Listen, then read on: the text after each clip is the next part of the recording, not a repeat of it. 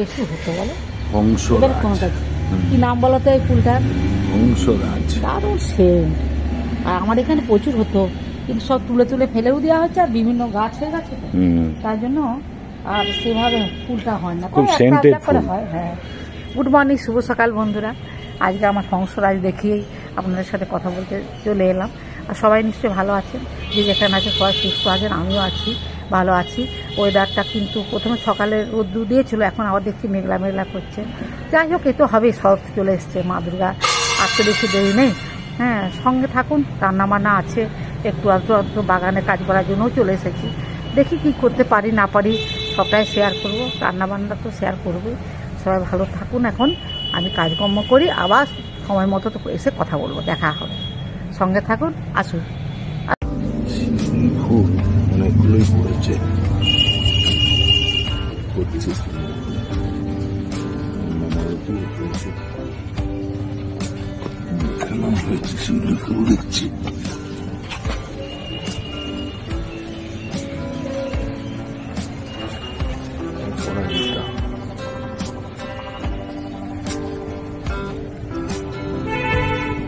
কালারের ফুলটা হয়েছে।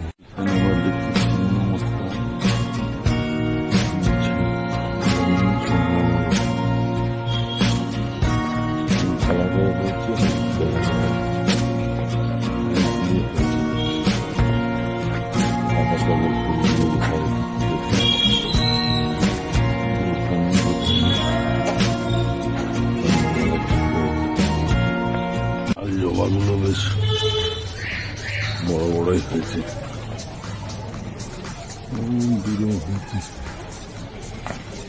অনেকগুলোই হয়েছে।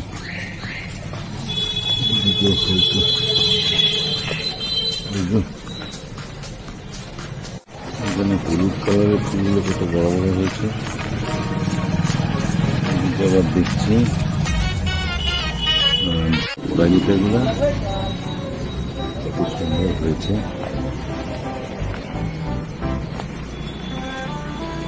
সাদা সম্ভাবনাটিগুলো যথারীতি ফুটেছে। এখানে অপরাজিতা হয়েছে।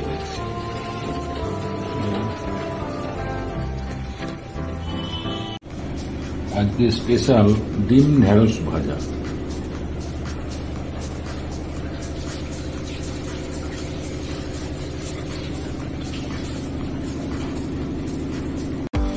আচ্ছা, এই যে ঢেঁড়সগুলোকে ধুয়ে মুছে আর কেটেছি, এটা আবার ভাজবো। লবণটা দিয়ে দিলাম, ঢেঁড়সগুলো কিন্তু ভাজা হয়ে গেছে। হ্যাঁ, তো তুলে নিচ্ছি, আবার তেল দিচ্ছি, কুচি দিয়ে দিচ্ছি, কাঁচা লঙ্কা কুচি দিয়ে দিচ্ছি, সব ভাজবো। লবণ দিয়ে দিলাম। এবারে একটা ডিমকে লবণ দিয়ে ফাটিয়ে রেখেছিলাম, হ্যাঁ, ফাটিয়ে দিয়েছিলাম, দিয়ে দেবো। একটু জিরে গুঁড়ো, লঙ্কা গুঁড়ো দিয়ে দিই, জিরে গুঁড়ো দিয়ে দিলাম, লঙ্কা গুঁড়ো দিয়ে দিলাম। আর লবণ দেবো না, বুঝলে। এটা ভাত বা রুটির সঙ্গে, পরোটা, যে কোনো জিনিসের সঙ্গে খেতে দারুণ লাগে। অনেকে ঢেঁড়স খেতে চায় না, এভাবে রান্না করে খেলে কিন্তু ভালো লাগবে সেটা। এটা একটু ভালো করে ভেজে নেবো, লাল করে, তাহলেই কমপ্লিট। ঢেঁড়স ডিম ভাজা কমপ্লিট। গরম গরম পরিবেশন করবো। আজকে কর্তা মশাইকে খেতে বসিয়ে দিয়েছি।